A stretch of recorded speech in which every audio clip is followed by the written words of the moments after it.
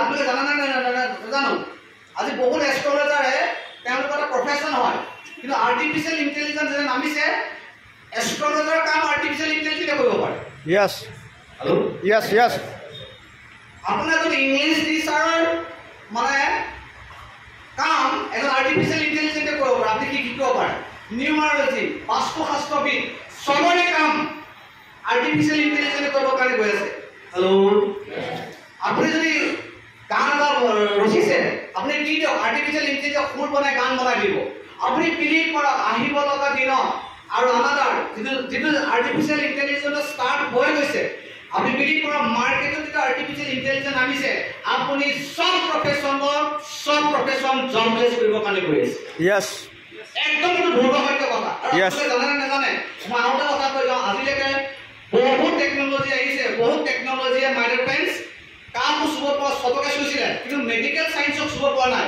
Artificial intelligence এনেকুৱা ধৰণৰ হৈছে আপোনাৰ আৰ্টিফিচিয়েল ইন্টেলিজেন্সে কৈ দিব পাৰিব যে আনাদাৰ 5 বছৰৰ পিছত আপোনাৰ বডি কোনটো লাইফষ্টাইল দিছে ডিটেক্ট কৰিব আৰ্টিফিচিয়েল ইন্টেলিজেন্সে 5 বছৰ আগত কৰিব পাৰিব ইয়েস ইমান হাই টেকনলজি ইমান হাই কম্পিটিশনৰ মাজত আপুনি মই যে চাকৰি নাপাওঁ 100% চিয়ৰ ইয়েস ইয়েস ইয়েস ইয়েস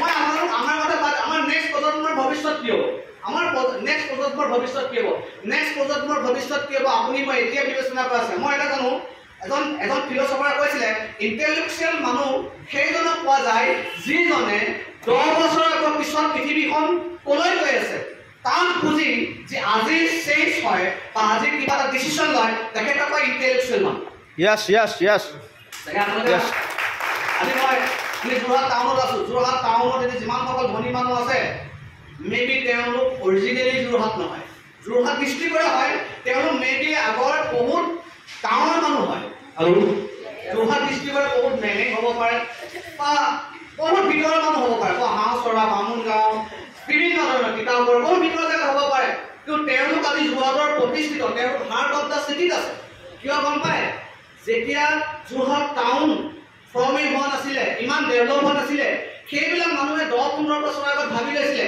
এদিন যোৰহাটখন এনেকুৱা ডেভেলপ হ'ব এদিন টাউন হ'ব ইয়াত কোৰ্ট আহিব ইয়াত কি হ'ব ডিসি অফিচ আহিব ইয়াত ফায়াৰ ব্ৰিগেড অফিচ আহিব ইয়াত কলেজ আহিব ইয়াত স্কুল আহিব ৰাইট এই যোৰহাটখন এদিন ডেভেলপ হৈ যাব আৰু তেওঁলোকে সেইটো সময়ত এটা কি কৈছে তেওঁলোকে পুখুৰীকে কিনি লৈছিলে ক'ৰবাত পুখুৰীকে কিনি লৈছিলে নিজৰ গাঁৱৰ মাটি বাৰী বিক্ৰী কৰি আহি যোৰহাট টাউনত 10-15 বছৰ আগতে পুখুৰী কিনি লৈছিলে তেওঁলোকে গাঁৱৰ মানুহে কৈছিলে তই কেনেকুৱা মানুহ ইমান একদম পুঞ্জেন ধান হোৱা পথাৰৰ মাটি বিক্ৰী তই ক'ৰ পুখুৰী এটা কিনি লৈছ হেল্ল' ইয়েস কিন্তু সেইজন মানে ভাবিছিলে এদিন যোৰহাট এনেকুৱা হ'বৰ কাৰণে গৈ আছে আৰু সেইসকল মানুহে আজি 10 বছৰ আগত কিনি লোৱা পুখুৰীটোৰ ভেলু আপুনি কল্পনা কৰিব নোৱাৰা ভেলু হৈ গ'ল yes yes yes yes yes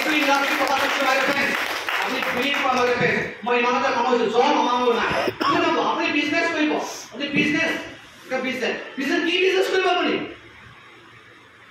কি বিজনেস কৰিব আপুনি যোৰহাট টাউনৰ কাৰণে আমাৰ কি বিজনেস আছে আপুনি দেখিব কাৰণে দোকান পহাৰ লাইট ধেৰ যদি আছে তাত দি থকা দোকানীকে গম পাইছে কিমান ডাঙৰ টেনচন লৈ আছে আপুনি এজন দোকানী মানুহ সুৰক্ষণ বা এজন দোকানী মানুহৰ সুৰক্ষণ তেওঁ কিমান হাই ৰিস্ক লৈ তেওঁ বিজনেস কৰিছে যোৰহাট টাউনত মেবি কেতিয়াবা তেওঁ ভাড়াও ওলাই গৈ কেতিয়াবা তেওঁ মানে কাৰেণ্টৰ বিল দিবলৈ প্ৰব্লেম হৈ যায় 9টা বজাৰ পৰা ৰাতি 8টা-9টালৈকে তেওঁ দোকানত বহাৰ পিছতো ল'ৰাটো ভবাৰ মতে তেওঁ হয় পূজাত তেওঁ এটা বস্তু কিনি দিব নোৱাৰে বিজনেস আপুনি হাইলি কম্পিটিশন বিজনেস হাইলি ৰেসপেক্টৰ হৈ গৈছে আপোনালোকে জানা নাজানে আপুনি সব আমাৰ কাষত এটা মল আছে মল হেল্ল' আপুনি যোনটা মলত বহুত কাষ্টমাৰ আছে কিন্তু কাষৰ দোকানত মানুহ নাই কিয় গম পায় এই মলবিলাকত মানুহে বস্তু কমত পায় মই এটা কথা কৈছো আপুনি কথাটো দীঘলীয়াকৈ কৈছো সাধাৰণ গেলামাল দোকান এখনত যদি আপুনি মিঠাতেল কিনিবলৈ যায়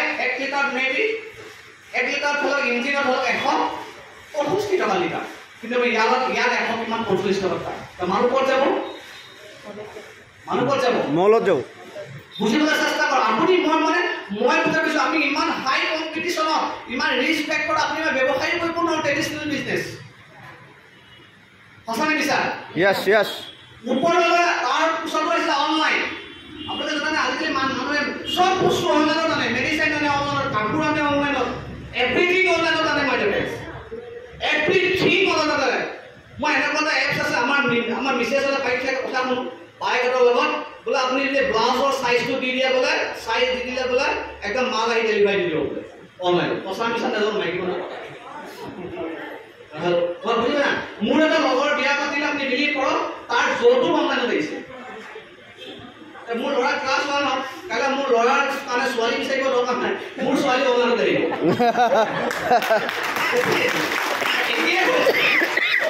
নাম পিছে চালি দিয়কচোন, ল'ৰাৰ কোৱালিফিকেশ্যন ল'ৰাই কি কৰে, ছোৱালী কোৱালিফিকেশ্যন চব দি দিব লাগে, চালি দিয়ক মিলাই দিয়ে। This is the situation. এবাৰ বুজক, আমি আপোনালোকক ধেমালি কৰিবৰ কাৰণে ইয়াৰে মতা নাই। আমাৰ জীৱনৰ 5টা বা 7টা বছৰ এইটো ইণ্ডাষ্ট্ৰীত দি দিয়ে। মাই ডিয়াৰ ফ্ৰেণ্ডছ, আপুনি বিলিভ কৰক এই বিজনেছটোৰ পৰা ফাইনেন্সিয়েলি টোটেলি ফ্ৰী আপুনি ইয়াৰ পৰা এচিভমেণ্ট ল'ব পাৰে। এনেকুৱা ধৰণৰ নহয় যে আমি ইয়াত নাই পোৱা। আজি ইয়াত ছাৰ কৰি আছে 50 লাখৰ ওপৰত ইনকম কৰিছে, 50 লাখৰ ওপৰত ছাৰে বিজনেছত টোটেল ইনকম কৰিছে। তেনেকুৱা মানুহ আছে বাইদেউ ফ্ৰেণ্ড, ছাৰৰ জেগাৰ পৰা 50 লাখৰ ইনকম কৰা কোনো অপৰচুনিটি নাছিলে। ছাৰে বহুতখিনি কথা কৈ কৈছে, আপুনি বুজিবলৈ চেষ্টা কৰক। এই বিজনেছটোৰ পৰা মই কৰোছ টকা ইনকম কৰিছোঁ ইয়াৰ পৰা। কিন্তু মই যদি এইটো বিজনেছ নকৰাহেঁতেন, মই ট্ৰেডিশ্যনেল মাৰ্কেটত সোমাই থকাহেঁতেন, ইমান দিন মই 100% ভিক্ষাৰী হ'লোহেঁতেন। আপুনি কল্পনা কৰক, দিছ ইজ দ্য চিটুৱেশ্যন। আৰু মই এটা কথা কৈছোঁ বাইদেউ friends, direct selling industry one of the unique and big industry. আহিব লগা দিনৰ ইণ্ডিয়াৰ হায়েষ্ট ইকনমিক কন্ট্ৰিবিউশন দিবলৈ গৈ থকা ইণ্ডাষ্ট্ৰী হ'ব পাৰে। হায়েষ্ট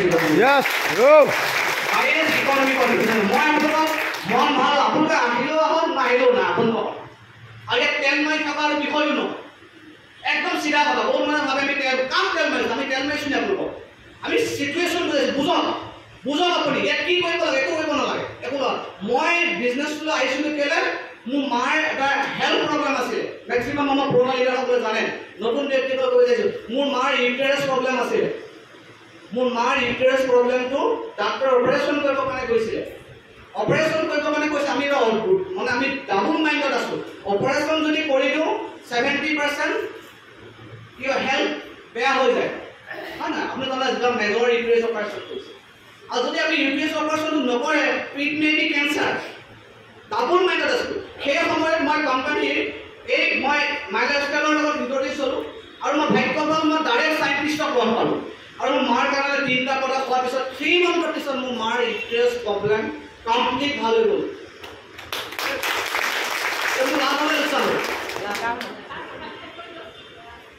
প্ৰডাক্ট হৈছে 95 স্পাইনাগল ডেলিভিয়ক্স, 3টা প্ৰডাক্ট জবৰদস্ত ৰিজাল্ট মাৰি দিয়ে। অকল তাৰপিছত অকল মোৰ মাৰ প্ৰব্লেম নহয়, বহুতৰ তেনেকুৱা প্ৰব্লেম ভাল হৈছে। কেৱল আকৌ আপুনি চব ইউটেৰাছ পেচেণ্টক আপুনি নিদিব, কাৰোবাৰ কণ্ডিশ্যন বেলেগ হৈ যায়, শুনি সানি দিব, জানি দিব লাগিব। বুজি পাইছে কথাটো? বুজি পাইছে? তাৰপিছত ছেকেণ্ড মই ৰিজাল্টটো পোৱাৰ পিছত মই প্ৰডাক্ট ইউজ কৰাৰ পাছত মই প্ৰডাক্টটো পাৰ্চেজ কৰিলোঁ, প্ৰডাক্টটো মোৰ মাৰ কাৰণে ইউজ কৰিলোঁ। আৰু নেক্সট কি আছে, যদি ৰিজাল্ট হৈছে আপুনি দিব লাগে ৰিকমেণ্ড। আপুনি আনক ৰিকমেণ্ড কৰিব। কাম ছাৰ এইকেইটাই, মানুহে ইয়াৰ মানুহ ধৰিব লাগে, মানুহ বচাব লাগে, এইবোৰ একদম উল্টা কথা। এতিয়া জুবিন গাৰ্গৰ ন্যায় ক্ষেত্ৰত বহুত কিবা অভুৱা মেছেজ ওলাই আছে, সঁচানে মিছা? ইয়াৰ ওপৰতো তেনেকুৱা ধৰণৰ ঢেৰ কথা পাবা। আমি যদি সঁচাকৈ মানুহ কিমান 2 নম্বৰী কৰা 12 বছৰ আমি তিহাৰ জেলত থাকিব। হেল্ল',